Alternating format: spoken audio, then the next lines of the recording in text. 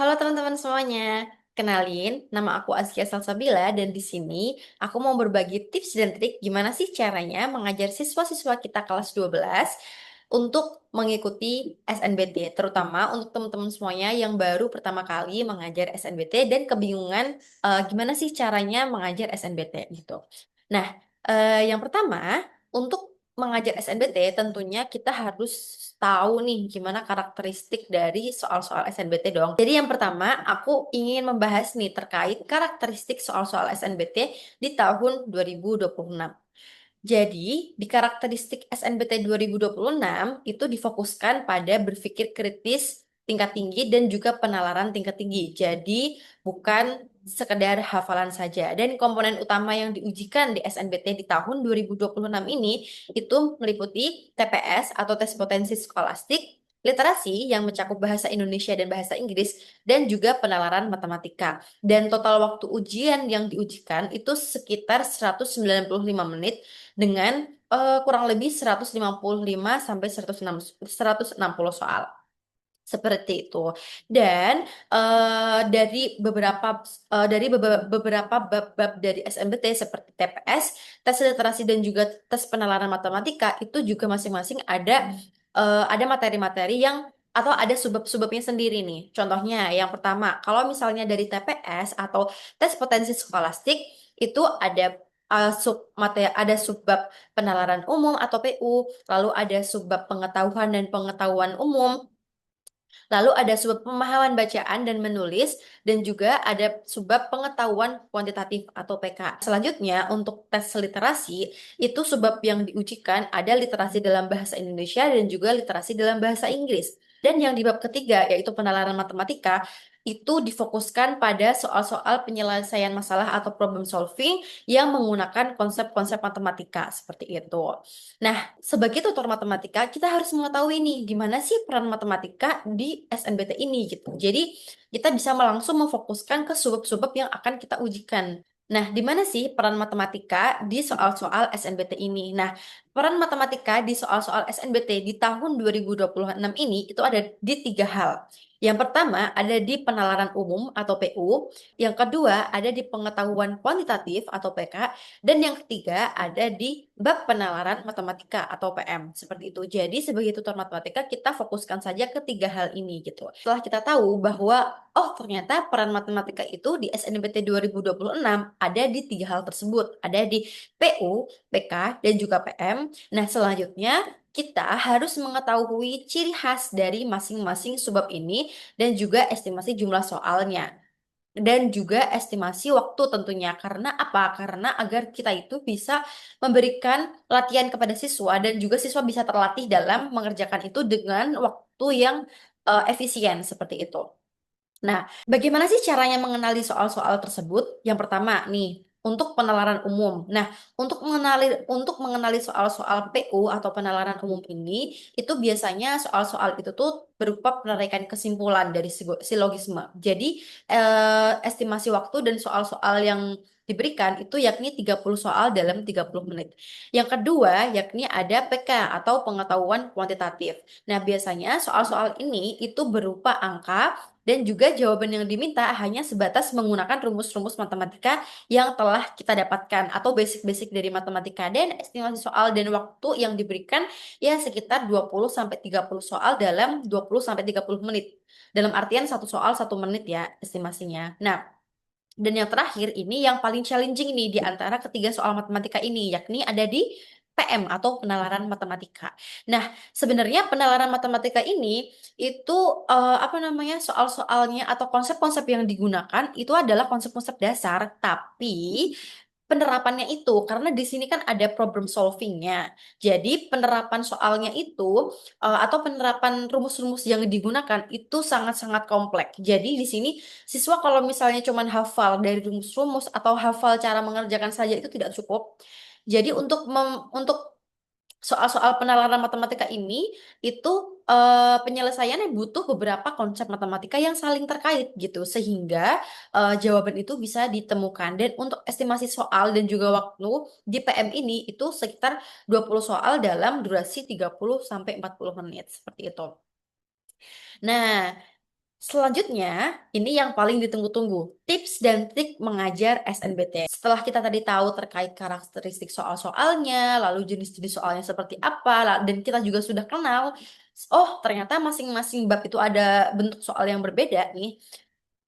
Di sini aku ada beberapa tips dan trik dalam mengajarkan SNBT ke siswa-siswa kita seperti itu.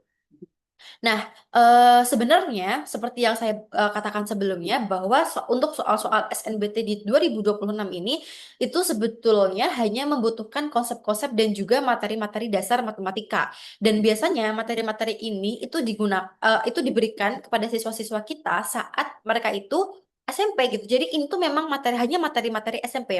Akan tetapi challenge-nya ya seperti yang sudah saya katakan tadi ada di bentuk soalnya karena sangat memerlukan tingkat penalaran yang tinggi seperti itu. Nah, dan jadi kalau misalnya untuk mengajarkan SNBT di tahun 2026 ini ke siswa, itu sangat-sangat ditekankan adalah bagaimana caranya kita itu mengajarkan cara berpikir ke siswa, bukan hanya menghafal rumus atau menghafal pola soal dan jawaban karena saat soal-soal yang kita berikan sebagai latihan kepada mereka itu mereka bisa mengerjakan itu bisa jadi soal-soal yang keluar di SNBT itu sangat-sangat berbeda sekali jenisnya dan juga soalnya dan juga modelnya tapi ya memang itu problem solving gitu. Jadi gimana caranya biar siswa itu tahu cara berpikirnya. Oh, ternyata kalau misalnya mau ngerjain kayak gini caranya sebenarnya harus mencari dari konsep ini, dari konsep ini, dari konsep ini lalu dihubungkan ke konsep ini kayak gitu. Jadi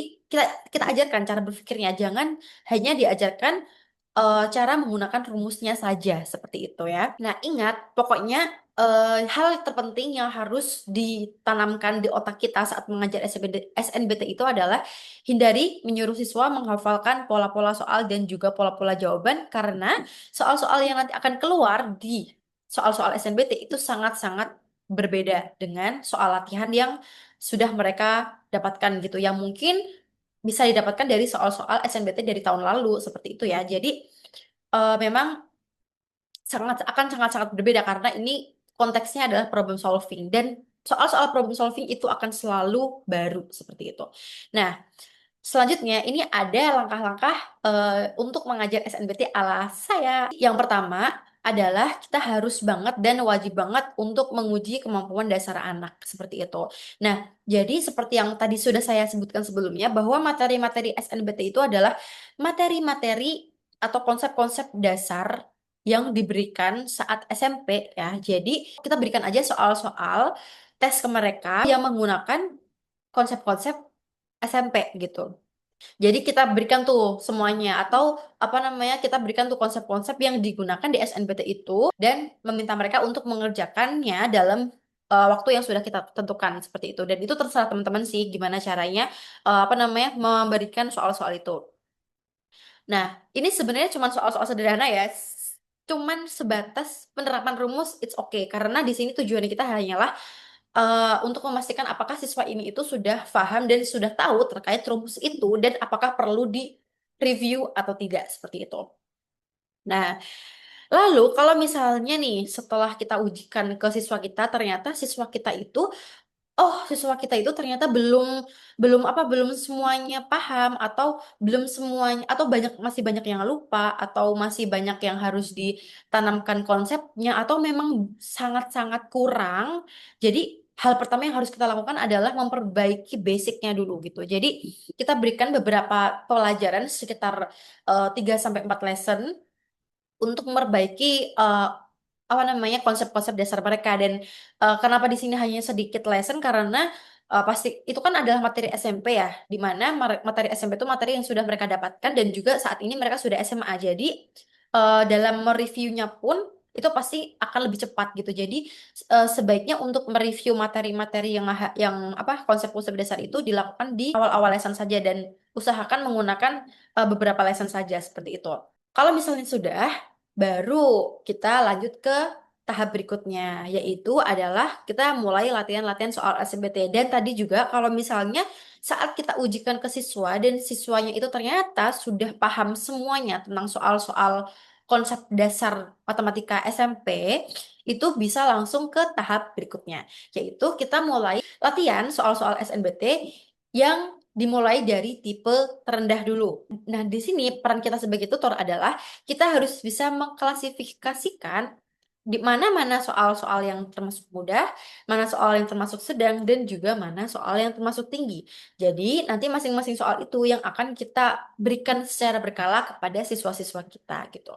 Nah, selanjutnya tips yang ketiga adalah satu pertemuan atau satu lesson itu bahas satu subtes saja. Jadi, misal nih dalam satu lesson ini kita mau bahas PK saja gitu. Jadi ya udah yang diberikan kepada mereka langsung soal-soal PK aja gitu. Nggak usah dicampur sama soal-soal yang lain. Dan juga itu juga termasuk terserah kalian dalam tekniknya seperti apa. Jadi misal kalian pengen satu lesson tuh isinya kalian ingin membahas yang mudah satu soal, sedang satu soal, tinggi satu soal, atau misal kalian mau satu lesson itu satu subbab dan juga satu satu tingkatan. Jadi misal kalian mau kasih PK yang sedang doang itu nggak apa-apa, itu menyesuaikan dengan kemampuan siswa yang teman-teman ajar kayak gitu.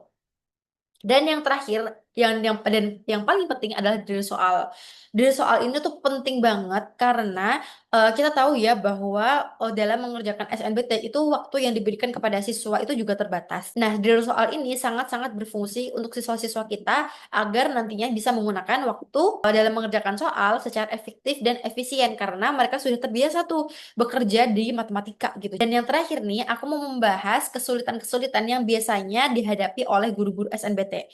Jadi kalau misalnya menurut aku pribadi, hal yang paling challenging buat aku adalah mencari soal-soal latihan yang tepat untuk siswa-siswa kita. Nah, kalau misalnya untuk permasalahannya ini, itu jangan khawatir karena dari Algonova sendiri nantinya kalau misalnya teman-teman mau mengajar SNBT, itu dari Algonova sudah akan menyiapkan soal-soal latihannya gitu. Jadi teman-teman bisa tinggal memakai soal-soal yang diberikan dari Algonova itu sendiri.